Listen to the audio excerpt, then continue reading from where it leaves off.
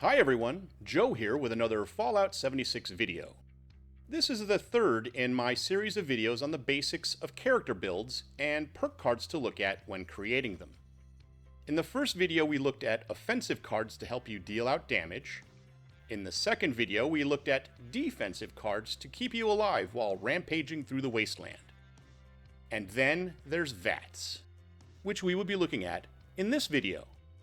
Once we've done that, we'll put it all together by creating a build from scratch around a random weapon. So let's jump in.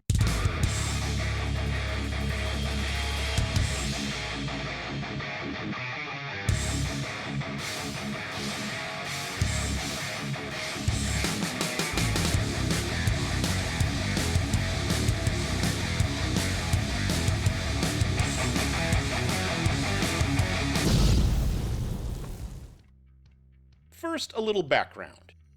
What's V.A.T.S? The Vault-Tec Assisted Targeting System is a tool which can enhance your weapon accuracy and damage output. You may have seen videos or live streams where players can deliver critical hits with every other shot, taking down uber bosses in seconds.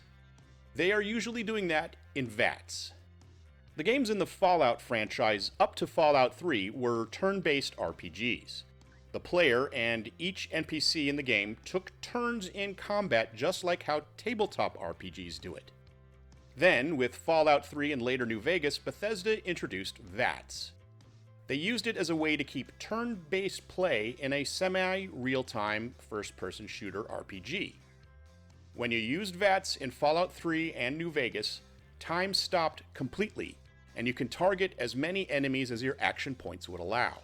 It was a useful tool, but not really the most realistic targeting system out there in my opinion. In Fallout 4, V.A.T.S was changed. It no longer stopped time, but just slowed it down, which was slightly more realistic. As with previous games, your action points dictated how many shots you could take in V.A.T.S. Bethesda had to change V.A.T.S again for Fallout 76, since it was a multiplayer game where several player characters could attack the same targets at once. Slowing or stopping time for one of those players just wasn't in the cards.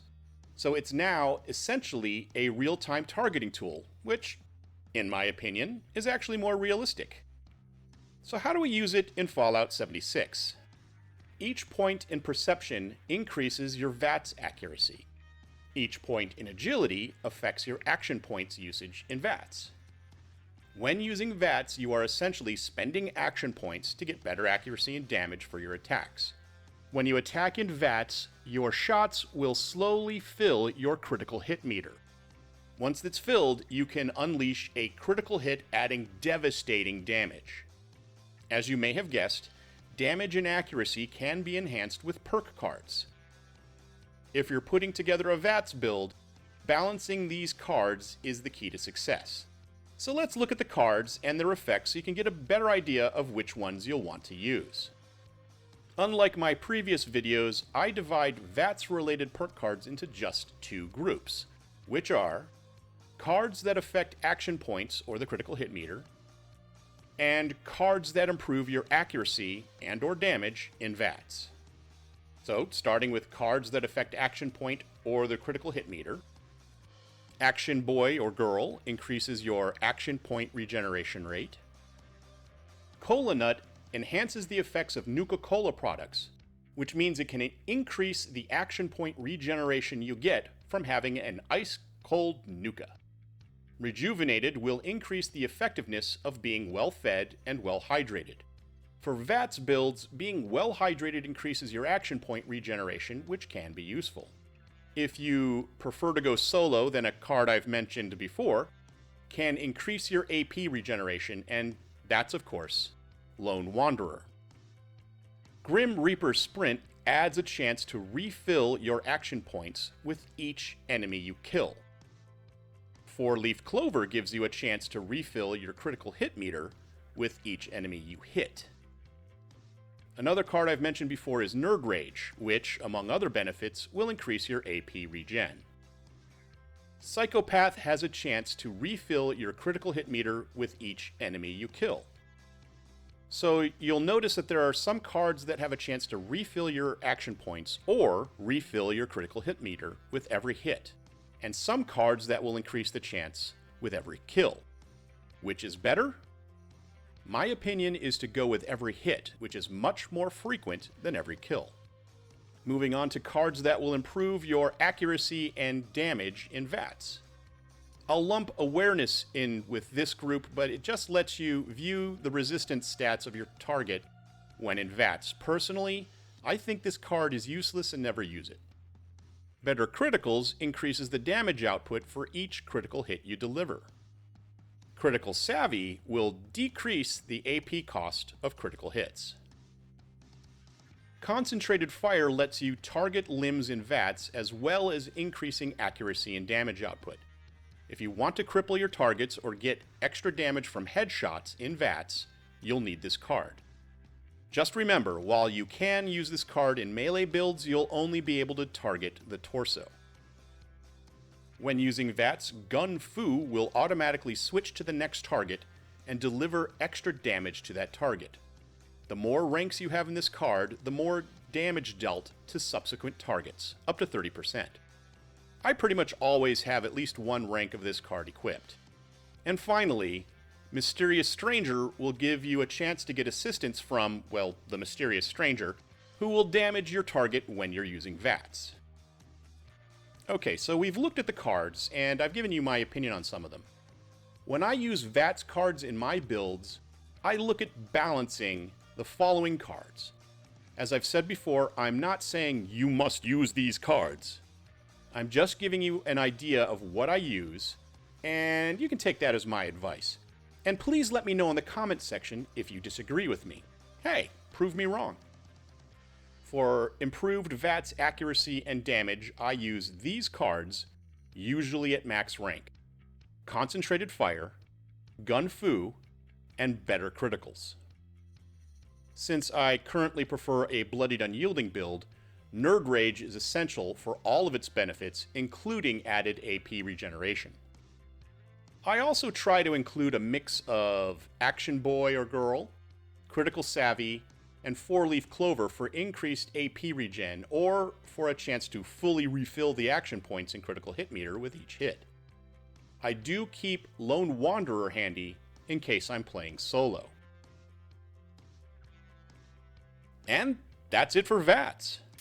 So what we're going to do now is put everything from all three of my build videos together and create a build based on a random weapon that I found while clearing out my stash.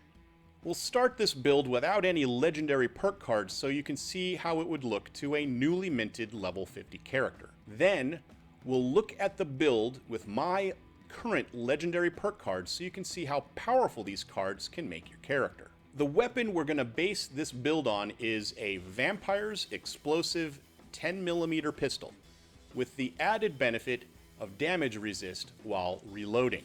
This is the first time I've tried a pistol build, so let's have fun with it. The Vampire's legendary effect leads us right to a high health Vampire Ricochet build. We'll also focus on V.A.T.S. and stealth for even more survivability. The tool I'll be using is called Nukes and Dragons. I'm not affiliated with that site, it's just handy for playing with builds. I'll include a link in the description in case you want to try it out. So pistols and stealth mean we'll want to max out agility, but we'll have to balance those two since we can't max them out with only 15 agility points. So let's pop in our cards at first rank and then distribute the points. Since this is an automatic pistol, we'll use Gorilla, Expert Gorilla, and Master Gorilla. For stealth, we'll add Covert Operative and Sneak. And for a little extra damage, we'll add Gun Fu and Adrenaline. That doesn't leave us many points, so we'll bump up all three Gorilla cards to rank 2 in order to get an extra 15% damage. We want to maximize stealth for survivability, so we will max out Covert Operative and Sneak. We have a choice now of where to drop the last point in agility. We don't want to forget about our action points for V.A.T.S, so we'll add Action Boy or Girl, Alternatively, we could have bumped up Gun Fu to rank 2 for an extra 10% damage in a multi-kill situation. Either way works, so we'll go with the balanced approach. To gain V.A.T.S accuracy and make higher damaged headshots, we'll add Concentrated Fire at max rank. Let's add 4 Leaf Clover, Bloody Mess, and Critical Savvy, which will increase the damage, reduce the AP cost of critical hits, and make the critical hit meter refill more often. We'll pop in Ricochet so the Vampire's effect will have a chance to kick in when we get shot. All of these cards are at max rank. Since we're a mutant, we'll need Starch Jeans at max rank as well. Since this is a high health build and we won't be using power armor, let's add in Ironclad and Life Giver. It's an explosive weapon and we don't want to accidentally kill ourselves at close range, so we'll add Fireproof. Again, all of these cards are at max rank. And that reminds me, to max out explosive damage, let's add Demolition Expert at rank 5. Since we'll try to always be on a team, we'll add Inspirational for extra experience, and Strange in Numbers because we're a mutant. That leaves us a total of 2 points left to spend, and no cards yet in Strength. So what we'll do is we'll add Blocker at 2 ranks for a little more survivability, and we'll add better criticals at rank 1 so we can get a little more critical hit damage. Finally, we'll pop in Lone Wanderer at max ranks so we can swap it in and out when we're going solo. To complement the high health and stealth aspects of this build, we'll go with Vanguard's armor pieces plus 1 piece of Chameleon armor. So let's take this build out for a test drive. So as we fight our way through West-Tech, there are some things you want to watch out for. Damage output.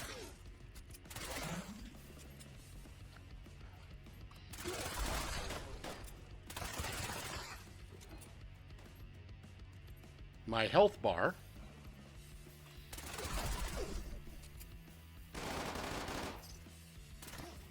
Sneak attacks. Ricochet popping.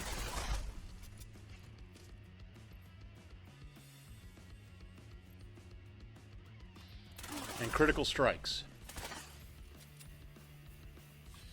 One of the things I've done is cut out the parts where I'm looting, that way you don't have to sit there and watch me pick up stuff.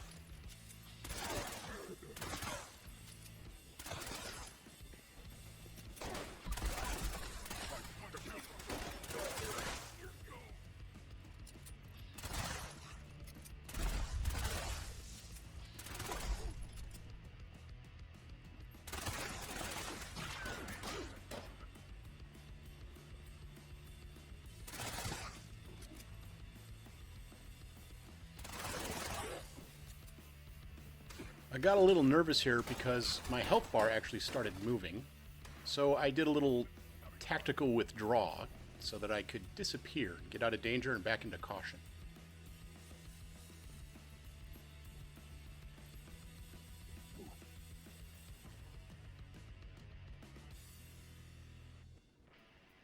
Okay, keep an eye on my health bar.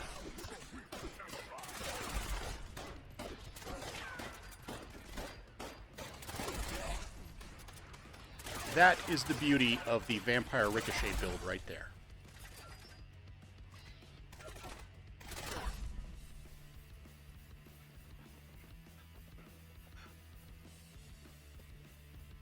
And here's the disadvantage of not having the Ammo Factory Legendary P.E.R.K card.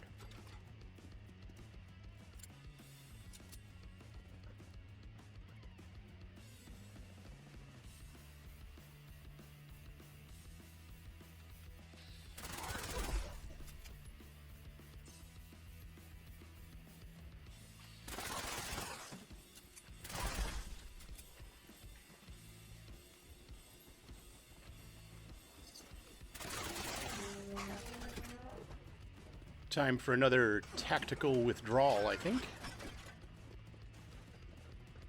And set up an ambush.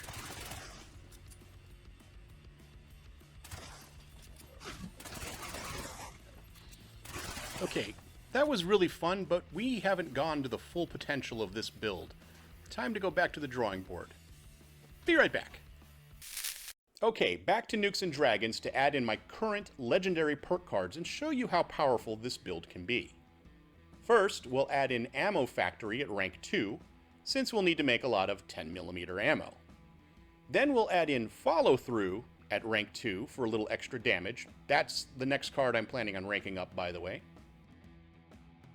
We'll be able to add and move special points around using the following cards, all at max rank: Perception, Intelligence, Agility, and Luck. Let's see what that does for us. So from left to right, let's spend our excess points. Under Strength, let's bump up Blocker to rank 3 for a little bit more survivability. And we'll add Traveling Pharmacy at rank 2 because I carry around a lot of chems. This is a pistol build, so under Perception we'll add Tank Killer at max rank to get a chance to bypass our enemy's armor and cripple them. We will also add Crack Shot at rank 3 to get a little bit more accuracy. Under Endurance we'll add Chem Fiend at max rank so that my Berry Mentats will last longer. Under Charisma we'll add Tenderizer at max rank so that we can get a little extra damage output. And finally, under Intelligence, we will add Gunsmith because we can. We could distribute those points elsewhere, but I'd rather have those extra 5 points in Intelligence so that I can level up more quickly. Okay, let's take this extended build out for a test drive. Okay, we're here in Huntersville, and immediately we can see the difference between not having Legendary P.E.R.K cards and having them. I just did around 102 damage per shot on that Super Mutant, when before, without the Legendary P.E.R.K cards, I was only doing around 50 to 70 points of damage. And it's going to get even better with this next set of shots. You're going to see me do 104 and then 132. So that's per shot. So just having those Legendary P.E.R.K cards and being able to add in more P.E.R.K cards to your loadout has really bumped up the potency of this build. And again, I've never tried a pistol build before. This is my first time. I have done Vampire Ricochet build before, but I have never done a pistol build like this. And actually, I'm having a lot of fun. And I know there's usually some higher level beasties in here, so let's take them out. Ooh, 3-star legendary. Let's get him.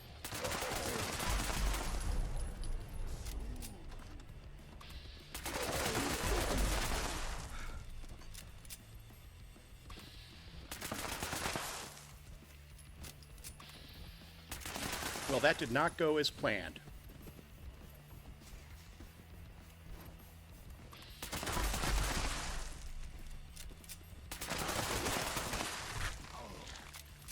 To fight my way through so I can get back to killing that Super Mutant over there with the 3 stars.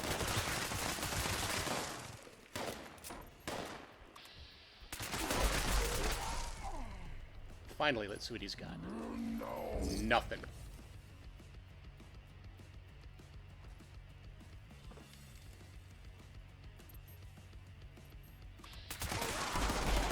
There goes Ricochet. Okay, so it's pretty clear that I don't do as much damage, or I don't take down enemies as quickly as I do when I'm using my Bloodied Unyielding build, but when I get hit, it's not nearly as devastating as when I get hit with Bloodied Unyielding. So again, this is a lot of fun. I'm not saying this is going to be one of the most powerful builds in the game, but if you marry it up with Strangleheart Power Armor and some more powerful Vampire's Weapon, then there you go. Okay, let me take out these last few muties. I think there's one more to the right.